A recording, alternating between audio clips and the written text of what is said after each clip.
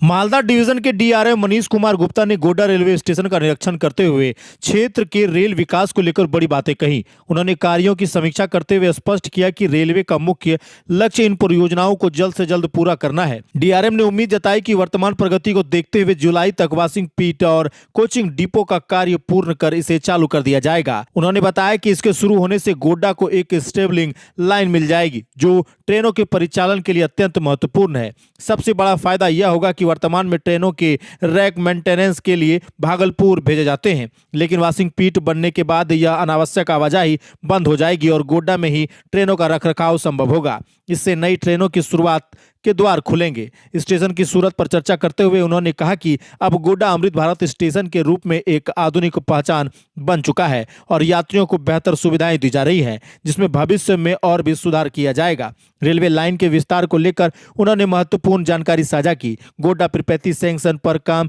जारी है और इसे 2027 तक पूरा करने का लक्ष्य रखा गया है। वहीं गोड्डा पाकुड़ रेल लाइन को लेकर उन्होंने सकारात्मक संकेत देते हुए बताया कि इसकी डीपीआर अब रेलवे बोर्ड तक पहुंच चुकी है। इसके अलावा दुमका से भागलपुर रूट के लिए दोहरीकरण और हंसदिया बाईपास को मंजूरी मिल चुकी है। डीआरएम के अनुसार चूंकि यह रूट फिलहाल ओवर सैचुरेटेड है, इसलिए दोहरीकरण का कार्य पूरे होते ही यहां से और अधिक ट्रेनें चलाई जा सकेंगी, जिससे गोड्डा आने वाले समय में एक बड़े रेल हब के रूप में उभरेगा। गोड्डा हम लोगों का रूटीन इंस्पेक्शन है और गोड्डा में एक कोचिंग डिपो का कार्य चल रहा है।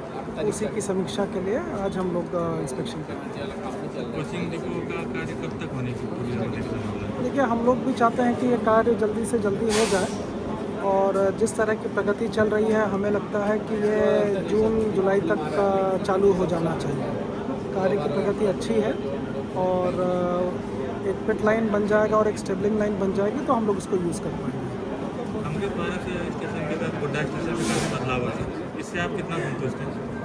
नहीं, देखिए, आप तो खुद ही देख रहे हैं कि अमृत भारत स्टेशन के रूप में गोड्डा बहुत अच्छी तरीके से विकसित हो चुका है और ये एक बहुत अच्छे अमृत भारत स्टेशन के रूप में उभरा है और काफ़ी सारी फैसिलिटीज़ यहाँ पे ऑलरेडी जो यहाँ के यात्री हैं उनको हम लोग दे रहे हैं। तो हमें लगता है कि इसमें और अधिक और सुधार करने की अगर कहीं पे गुंजाइश होगी तो वो भी हम लोग प्रोवाइड करेंगे। इसके बन जाने से नई गाड़ियों की सौगात मिल सकती है सर।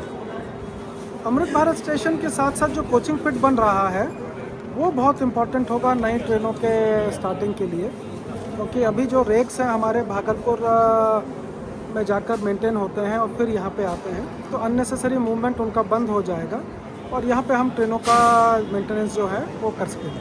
सर, गोड्डा पीरपैंती पर क्या सरकार चल रहा है? नहीं, उस पर कार्य चल रहा है।